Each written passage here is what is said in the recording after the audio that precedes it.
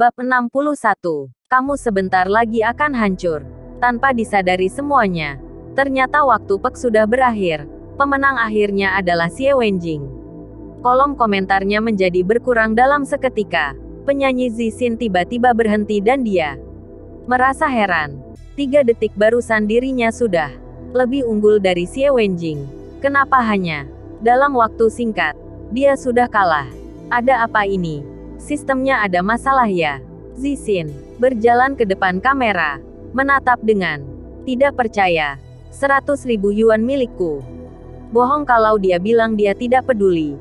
Zixin melihat kolom komentarnya dan ternyata benar-benar ada orang kaya yang memberikan uang kepada Xie Wenjing dan mengalahkan dirinya. Dia pun marah.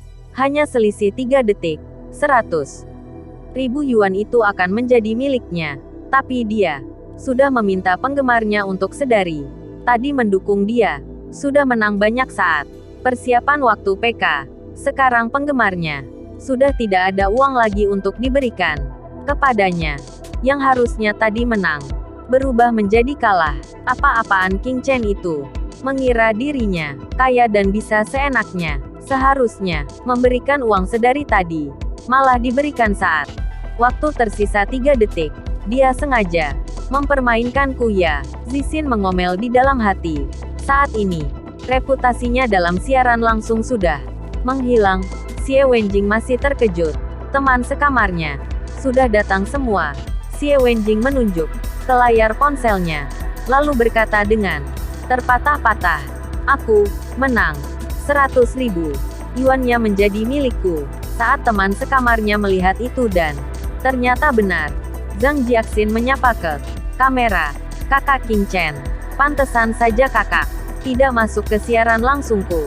Ternyata kakak ada di siaran langsung Wenjing." Saat Zhang Jiaxin melihat King Chen memberikan Xie Wenjing 20 pesawat perang luar angkasa, dia merasa sangat iri. Pemberiannya itu senilai 100.000 yuan. Dan Xie Wenjing baru saja memenangkan 100.000 yuan saat Pek barusan.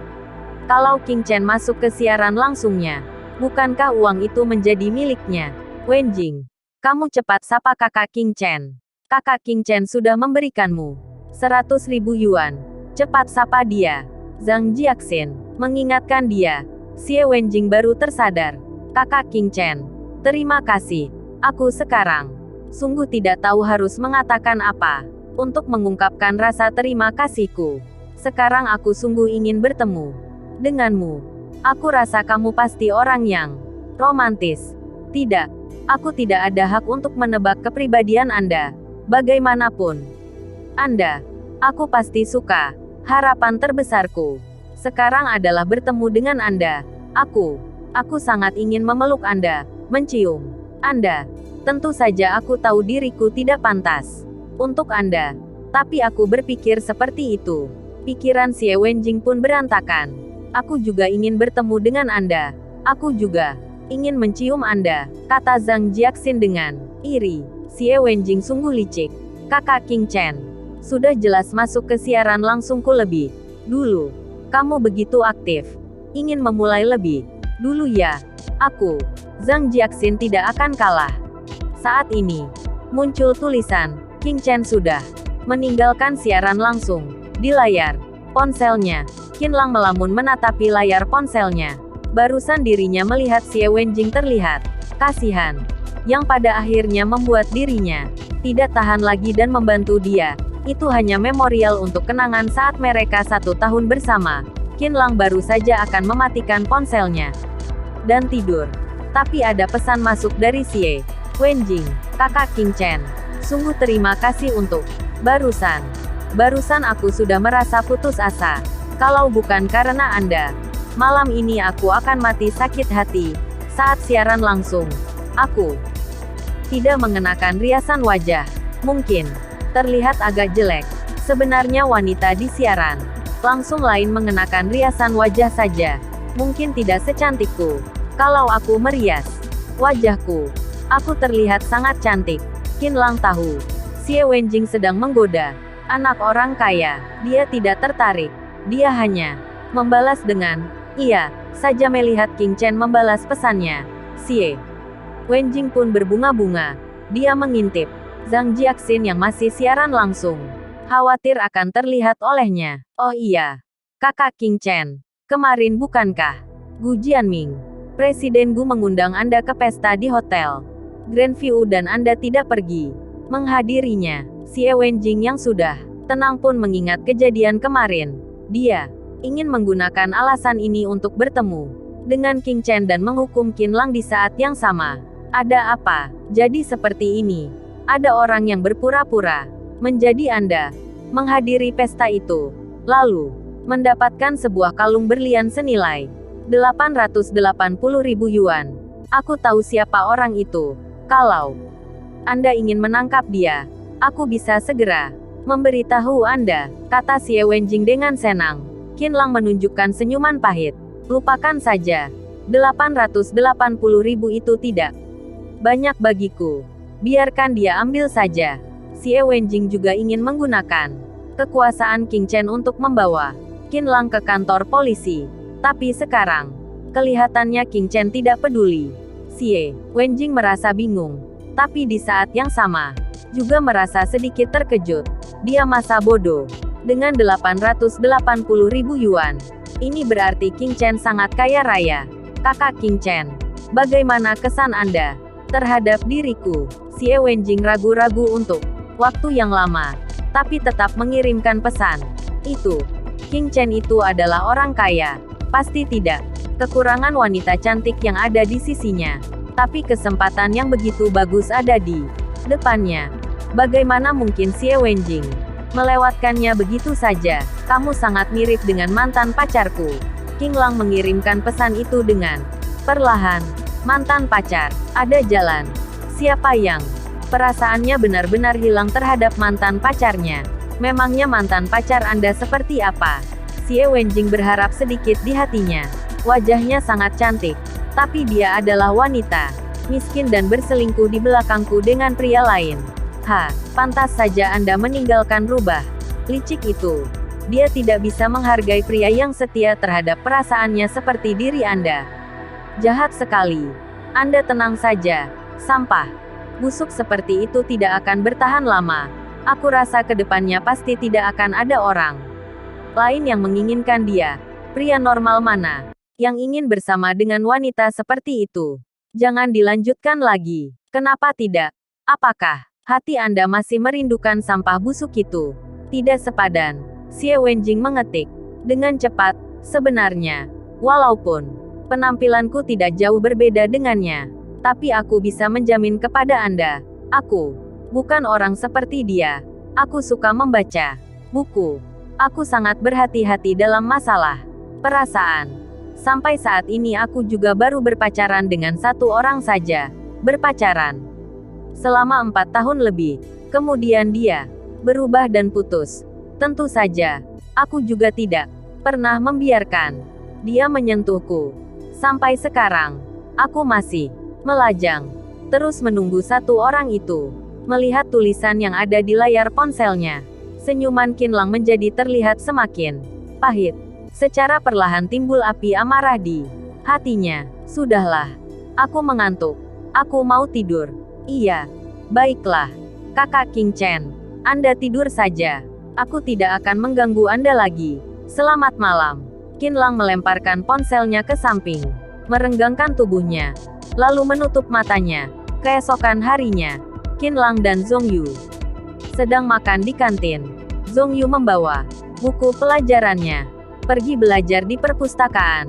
Qinlang berjalan dari kantin ke gedung kelas. Qinlang, ada suara panggilan yang memanggil namanya. Qinlang melihat itu. Ternyata Xie Wenjing yang membawa kantong hitam besar, menatap Qinlang dengan dingin sambil menghampirinya. Kamu sekarang sudah bangga kan? Bangga. Qinlang mengangkat pundaknya. Memangnya tidak? Kemarin aku mentraktirmu di bar Yuruo. Kamu pasti mengira aku benar-benar menyesal sudah meninggalkanmu, kan, dan berpikir perkataanku kemarin untuk mengajakmu balikan kan? Tanya Xie Wenjing, menatap Qinlang sambil tersenyum dingin.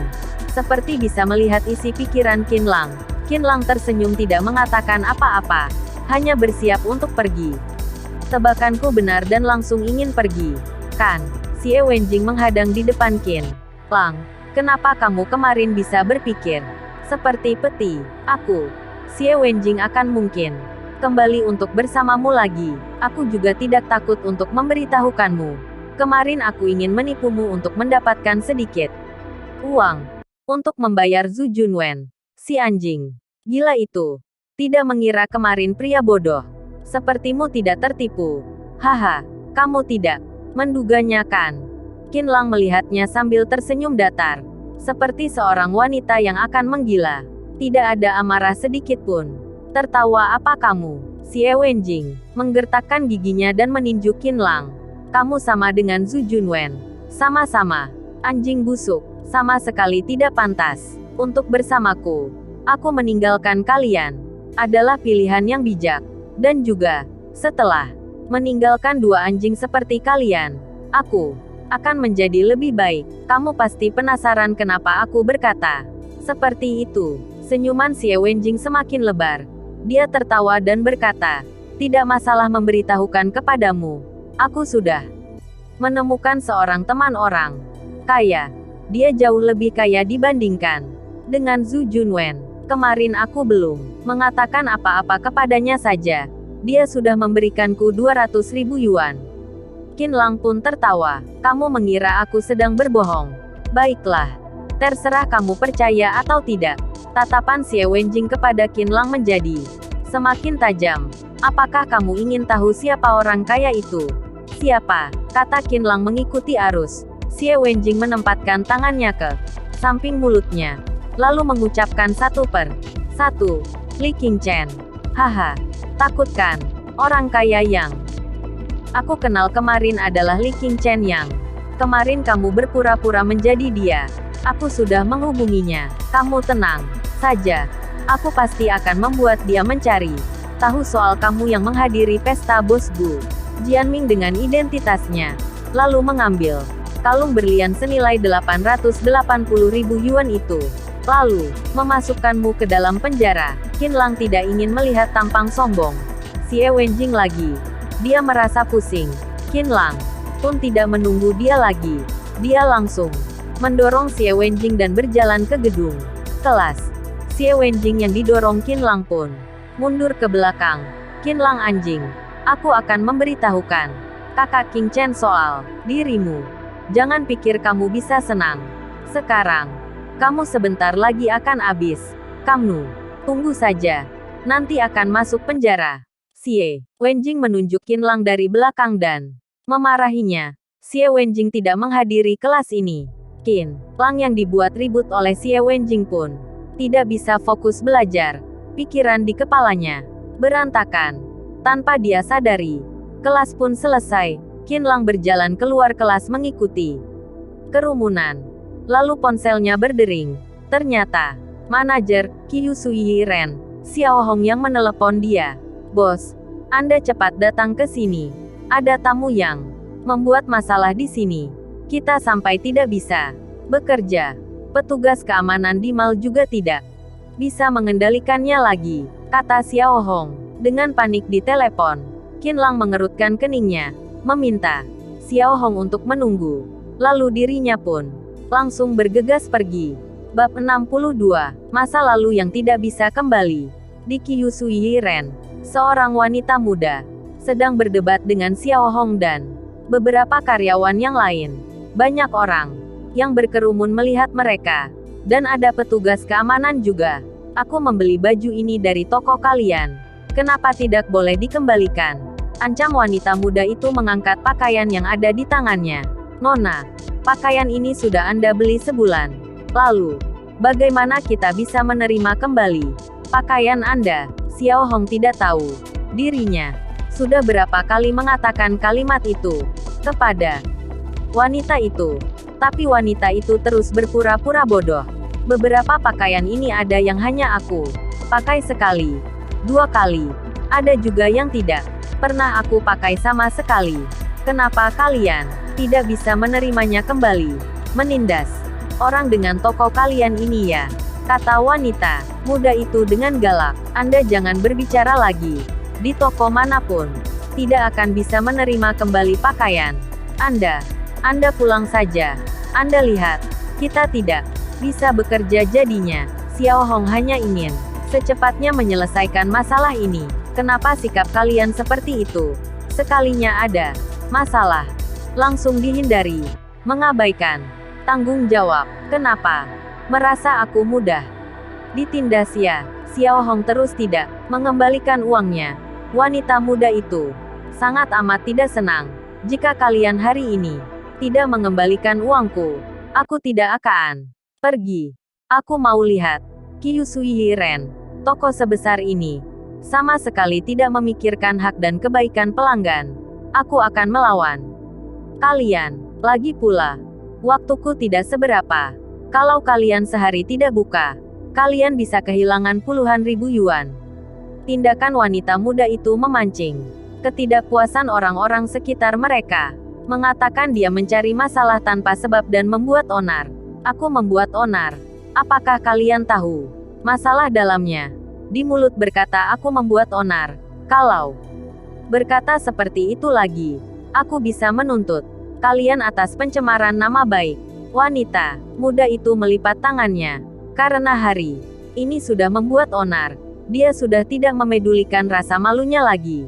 Sangat tidak tahu malu. Kenapa orang ini seperti ini? Aku sarankan kalian lapor polisi saja. Orang seperti ini hanya omong kosong saja. Nona, tolong Anda segera pergi. Atau tidak saya akan lapor polisi. Xiao Hong mengeluarkan ponselnya sambil menatap wanita muda itu dengan serius. Aduh, kalian tidak tahu malu ya? Wanita muda itu mendengar Xiao Hong ingin lapor polisi pun menjadi semakin marah. Dia mengeluarkan pakaian dari dalam tas yang dia bawa. Lalu dia mengeluarkan korek api. Dia membakar pakaian itu dan dia lempar ke depan pintu. Orang lain melihat itu pun langsung bergegas, menginjak-injak memadamkan api itu. Kenapa kau seperti ini? Dalam toko ini, semuanya baju.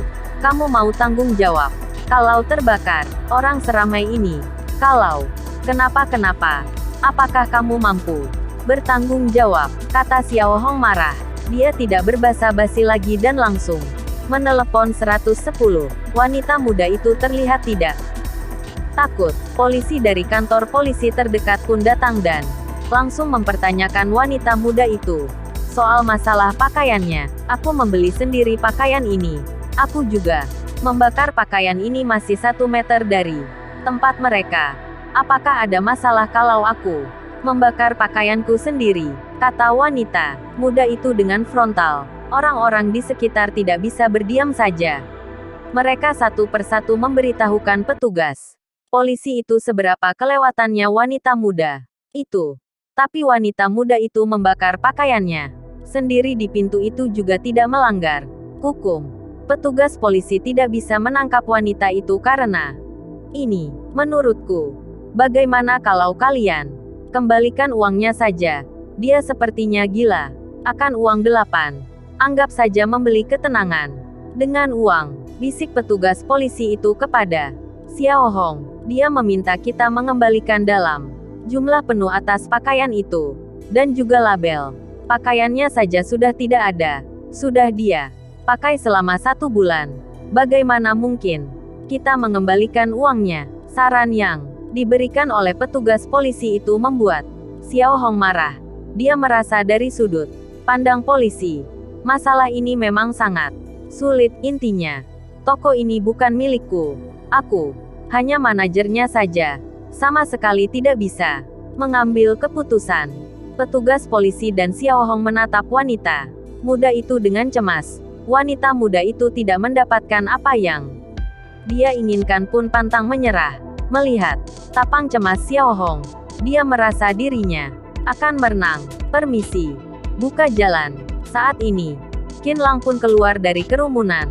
Wanita muda itu melihat Qin Lang, lalu langsung terkejut dan bergegas berbalik badan, sengaja menutupi wajahnya dengan tangannya. Khawatir Qin Lang melihatnya. Bos, Anda akhirnya datang. Ini tamu yang membuat onar tanpa sebab, kata Xiao Hong kepada Qin Lang yang sedang bergegas menghampiri mereka. Qin Lang menatap wanita muda itu sambil mengerutkan keningnya. Dia melepas kerutan keningnya, lalu berkata dengan terkejut, "Xie Wenjing." Wanita muda itu memang benar Xie Wenjing. Xie Wenjing berbalik badan dengan perlahan. Dia juga terkejut saat melihat Qin Lang. Lalu, melihat Xiao Hong dan bertanya, "Kamu barusan memanggil dia, Bos?" "Iya, dia adalah bos kami." Xie Wenjing menatap Qin Lang dengan tidak percaya. Pikirannya menjadi berantakan. Tidak bisa mengerti akan apa yang sedang terjadi. "Kamu bos toko ini?" tanya Xie Wenjing seperti orang bodoh. Qin Lang menganggukkan kepalanya. Xie Wenjing merasa dunianya seperti berputar. "Halo Tuan. Menurutku, bagaimana kalau Anda kembalikan uangnya saja? Orang seperti ini hanya ingin mencari kesempatan dalam kesempitan. Anggap saja uangnya habis untuk mendapatkan ketenangan," kata petugas polisi itu. Orang-orang di sekitar tidak setuju dengan saran itu.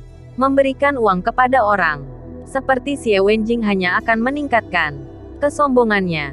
Sama sekali tidak boleh dikembalikan uangnya. Dan juga mereka juga percaya Qin Lang tidak mungkin mengembalikan uangnya. Pebisnis sangat cerdik. Bagaimana mungkin mengembalikan uang akan barang yang sudah dibeli sebulan lalu? Bahkan label pakaiannya saja sudah tidak ada. Qin Lang menatapi Xie Wenjing yang berdiri di tempat satu lalu menoleh melihat Xiao Hong dan berkata dengan datar, "Coba periksa pakaian itu. Totalnya berapa?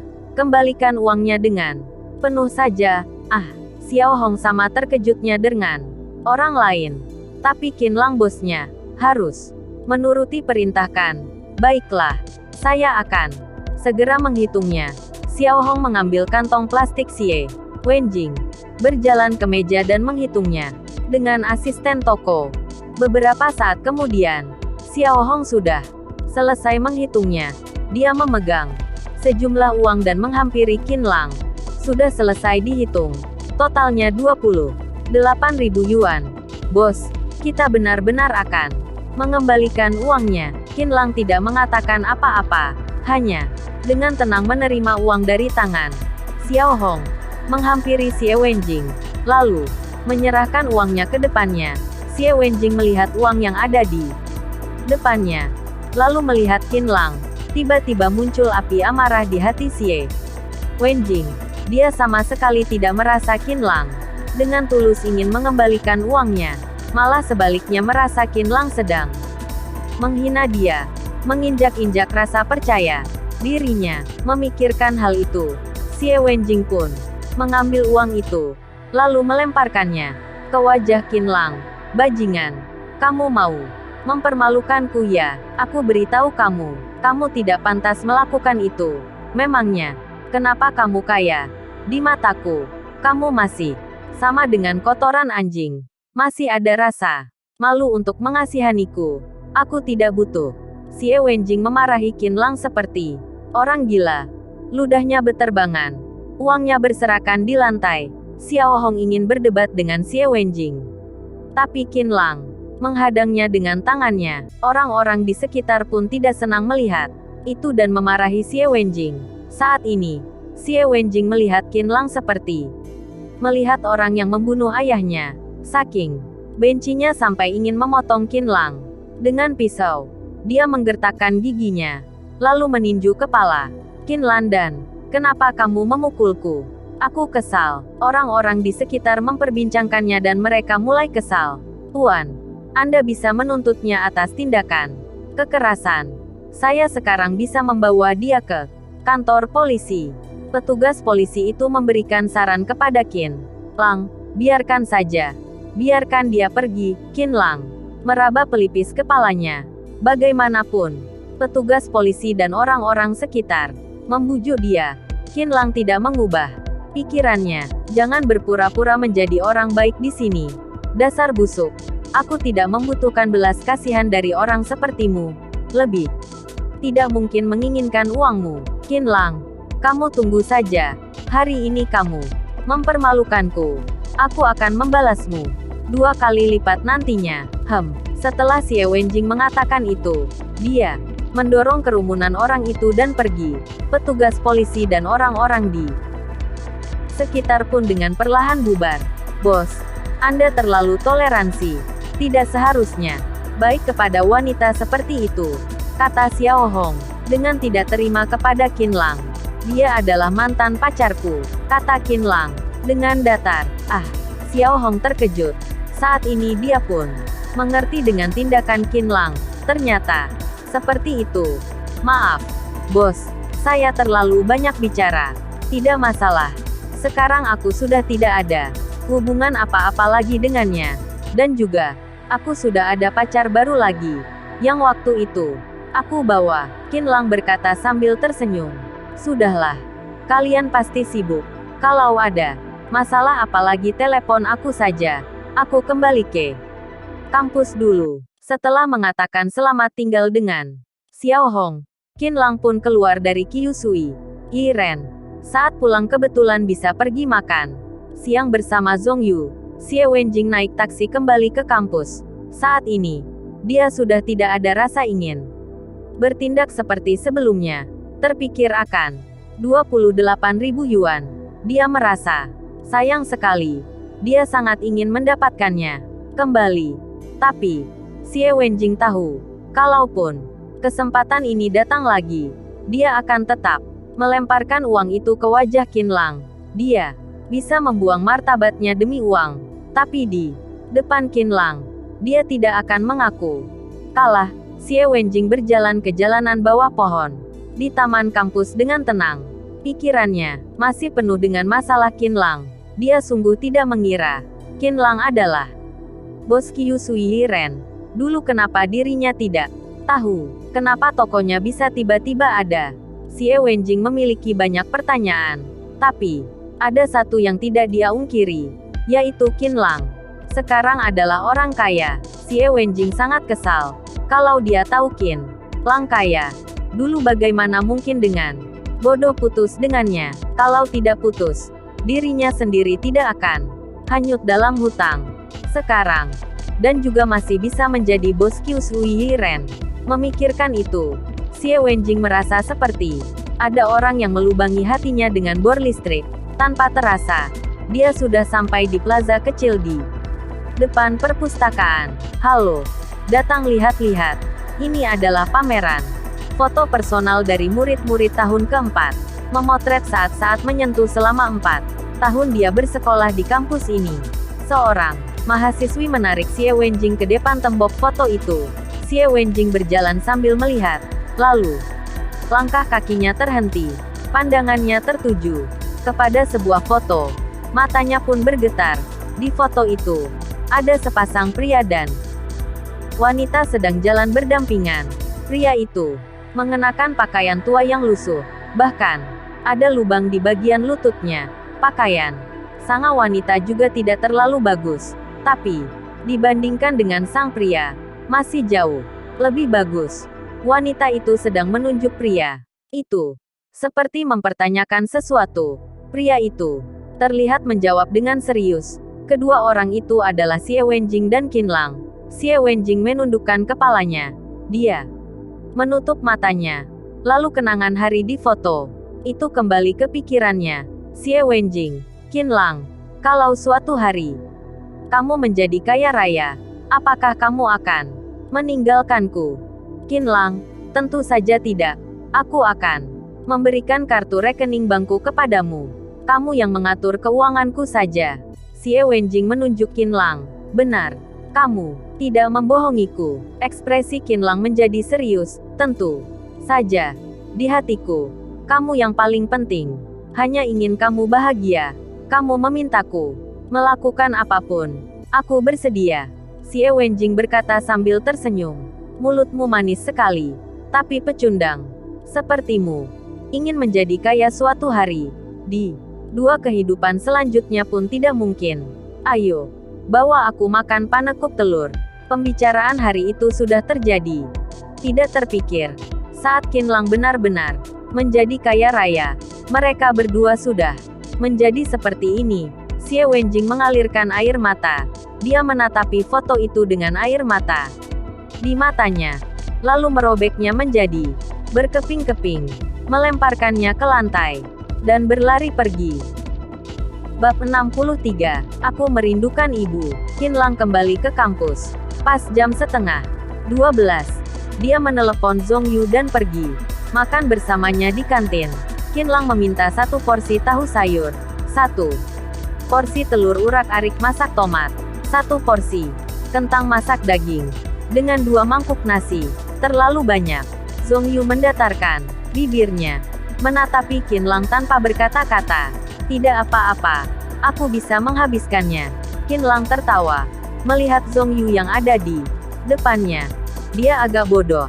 2 hari ini, Zhong Yu terus belajar di perpustakaan.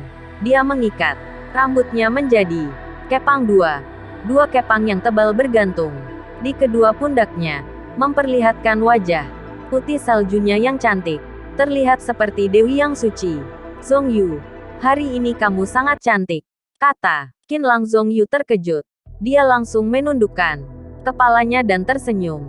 Lalu dia mengangkat kepalanya. Masih ada sedikit senyuman di wajahnya. Melihat Qinlang yang menatapi dirinya dan bergumam, mulutmu sungguh manis. Tidak, aku serius, kata Qinlang dengan serius. Hati lembut Zhong Yu pun terketuk. Dia menjitak kepala Qinlang dengan ringan. Makan. Oh, Qinlang mengangkat mangkuknya, menggunakan sumpit untuk mengambil nasinya.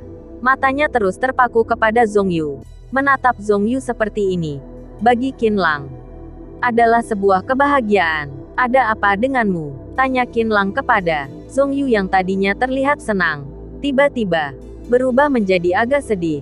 Juga tidak menggerakkan sumpitnya. Dia menundukkan alisnya, menunjukkan tampang sedih. Aku rindu dengan ibuku. Zhong Yu mengangkat kepalanya. Ada senyuman di matanya. Keluargaku tinggal di sebuah desa, di sebuah gunung kecil di timur laut Tiongkok.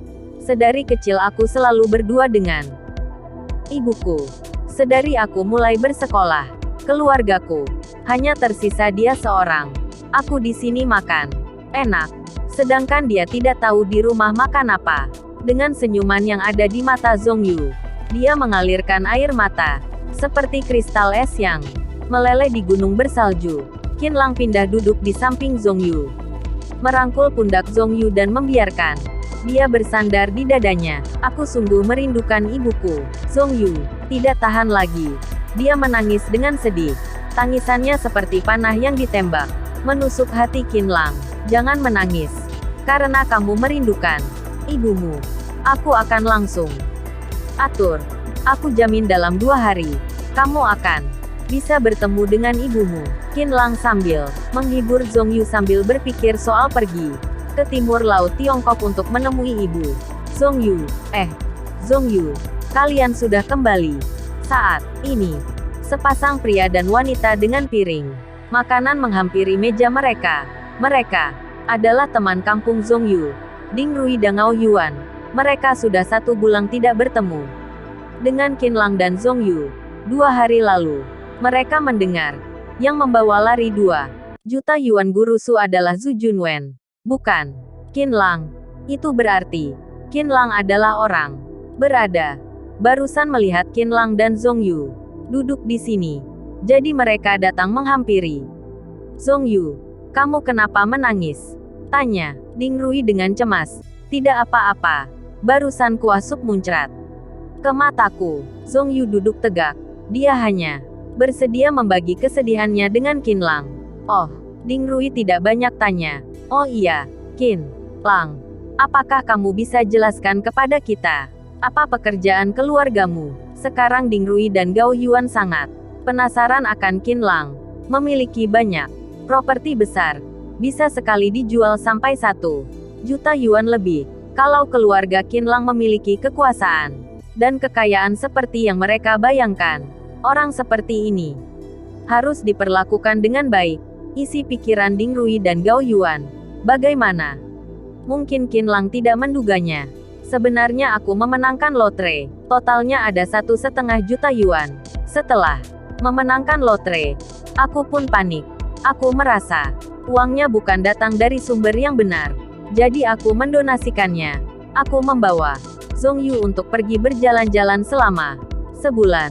Sekarang semua uang yang aku miliki sudah habis, kata Qin Lang setelah berpikir. Kamu menang lotre. Ding Rui dan Gao Yuan terkejut. Sepertinya 1 bulan yang lalu, di daerah ini, ada hadiah lotre sebesar 1,5 juta yuan. Masuk berita. Juga, orang itu memakai masker saat mengambil hadiahnya. Itu kamu? Tanya Ding Rui kepada Qin Lang. Sungguh benar-benar ada. Qin Lang tersenyum di dalam hati. Kalian sudah tahu, kata Qin Lang sambil meraba hidungnya. Tidak bisa berkata-kata. Ding Rui menepuk dadanya dengan kecewa. Dirinya mengira Qin Lang benar-benar seorang konglomerat. Ternyata menang lotre. Tapi dengan cepat dia sudah biasa saja. Bagus kalau Qin Lang bukan orang kaya. Sekarang kembali ke dulu. Zhong Yu ini masih seorang pecundang di depanku. Kalau Qin Lang adalah orang kaya, aku sekarang harus menikahi dia. Memikirkan ini, perasaan Ding Rui dan Gao Yuan menjadi lebih baik. Sudah beruntung menang lotre. Kamu juga tidak tahu bisa seperti itu. Uangnya sudah nyata ada pada dirimu. Kamu masih mengikuti orang kaya dengan berdonasi. Untuk apa melakukan hal yang tidak berguna? Pantas saja kamu miskin. Sudah seharusnya. Sekarang Gao Yuan sama sekali tidak memandang Qin Lang. Zhong Yu, kamu juga. Qin Lang, seorang pecundang saja tidak masalah. Kamu sudah untung bisa keluar dari desa gunungmu. Yang miskin itu, kamu juga tidak tahu apa-apa. Sial. Sekarang sudah bagus. Dapat 1,5 juta yuan. Malah dihabiskan. Menurut kalian, kalian tidak ada alasan miskin. Ding Rui menyindir tajam Zhong Yu. Saat ini, Ding Rui mengangkat telepon. Dari cara memanggilnya, ibunya yang menelepon dia. Setelah berbincang beberapa menit, Ding Rui menutup teleponnya, lalu menggandeng tangan Gao Yuan dengan senang. Sayang, ibuku berkata besok dia akan datang menemuiku. Ibumu mau datang? Bagus, aku juga ingin bertemu dengan calon mertuaku, kata Gao Yuan dengan senang. Ding Rui tersenyum manis, lalu menoleh, melihat Zhong Yu lagi. Zhong Yu, ibuku besok akan datang mengunjungiku besok. Kamu lihat keluargaku. Walaupun ada jarak ribuan kilometer, kita masih bisa saling bertemu. Karena apa? Karena keluargaku berada. Jadi, kamu nantinya kalau ada uang, jangan dihabiskan dengan bodoh. Kalau 1,5 juta yuan itu masih ada, bukankah kamu akan membiayai ibumu untuk datang mengunjungimu? Oh, salah. Kalaupun ada uang, ibumu juga tidak pasti akan datang mengunjungimu. Dia mungkin bahkan tidak bisa naik pesawat. Haha, mendengar Ding Rui mengatakan hal-hal itu tentang ibunya, tatapan Zhong Yu menjadi tajam. Jangan menjelekkan ibuku. Hei, yang aku katakan itu fakta. Ding Rui berkata sambil tersenyum. Tadinya aku ingin meminta ibuku untuk membawa ibumu datang. Aduh, melihat dari sikapmu, sepertinya lupakan saja. Sungguh, Zhong Yu mendengar ada kemungkinan bisa bertemu dengan ibunya pun langsung bersemangat.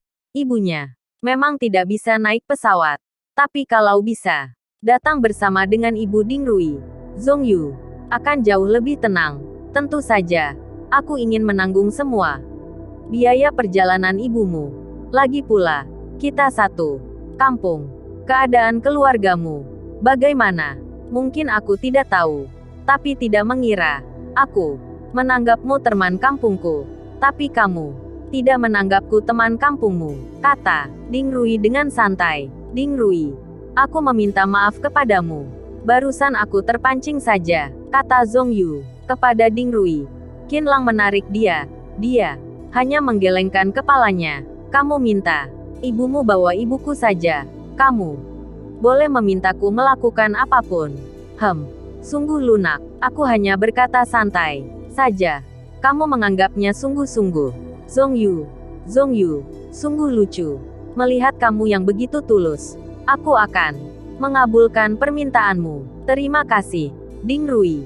Zhong Yu sangat senang seperti anak kecil. melihat tampang Zhong Yu yang senang. Ding Rui semakin memandang rendah dia. Hanya sekecil itu, dia bisa senang sampai seperti itu. Rasa superior Ding Rui terhadap Zhong Yu datang lagi. Dia merasa Zhong Yu di kehidupan ini dibandingkan dengan dirinya hanya seperti bebek jelek saja. Kalian tenang saja. Aku akan membayar biaya perjalanan Ibu Zhong Yu. Qinlang tidak bisa melihat Ding Rui yang bersikap angkuh. Tidak perlu. Hanya 1000 yuan saja. Kita ada uang. Iya kan sayang? Tanya Ding Rui dengan manis kepada Gao Yuan. Gao Yuan menganggukkan kepalanya. Lalu memandang Qinlang dengan jijik.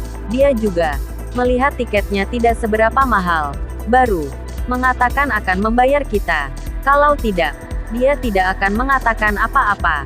Biaya makan dan tempat tinggal itu baru besar. Kita juga tidak mengatakan kamu perlu menanggung semua itu kan?